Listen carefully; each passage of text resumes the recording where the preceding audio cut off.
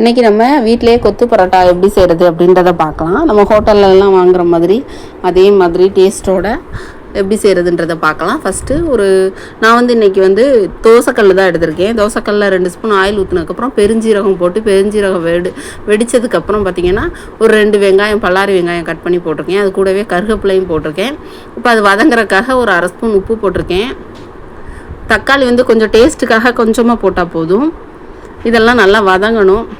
இந்த அளவு வதங்கினதுக்கப்புறம் பார்த்திங்கன்னா நான் ஒரு 1/4 ஸ்பூன் கரம் மசாலா வாசனைக்காக போடுறேன். இது நல்லா நம்ம வீட்டிலே செய்கிறது நல்லா ஹெல்த்தியாகவும் இருக்கும். இப்போ முட்டை 2 முட்டை உடச்சி ஊற்றிக்கலாம். உப்பு நம்ம முதலே போட்டதுனால அந்த உப்பே போதும். இப்போ முட்டை உடச்சி ஊற்றினதுக்கப்புறம் போடணுன்ற அவசியம் இல்லை.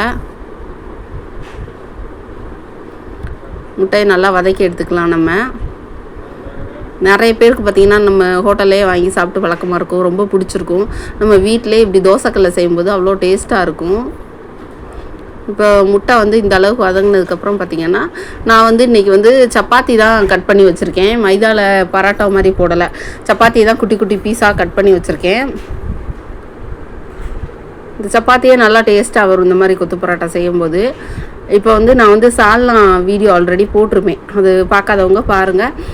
நான் வீட்டிலே ரெடி பண்ண சால்னா ஒரு 2 ஸ்பூன் கிட்ட ஊற்றிக்கலாம். ஃபஸ்ட்டு 2 ஸ்பூன் ஊற்றி கிளறி விட்டதுக்கப்புறம் அப்புறம் ரெண்டாவது ஒரு 2 ஸ்பூன் ஊற்றி நல்லா கிளறி விட்டுக்கலாம். அடுப்பை லோ ஃப்ளேம்லேயே வச்சு இதை செஞ்சால் அடி பிடிக்காமல் இருக்கும். இப்போ நம்மளோட வீட்டிலே பார்த்திங்கன்னா நல்லா ஹெல்த்தியான கொத்து பரோட்டா ரெடி ஆயிடுச்சு. நிறைய பேர் கொத்து பரோட்டா ரொம்ப பிடிச்சிருக்கும். இந்த மாதிரி செஞ்சு பாருங்கள். இந்த வீடியோ பிடிச்சிருந்தா ஒரு லைக் போடுங்க. நாளைக்கு ஒரு வீடியோவில் பார்க்கலாம். தேங்க்யூ.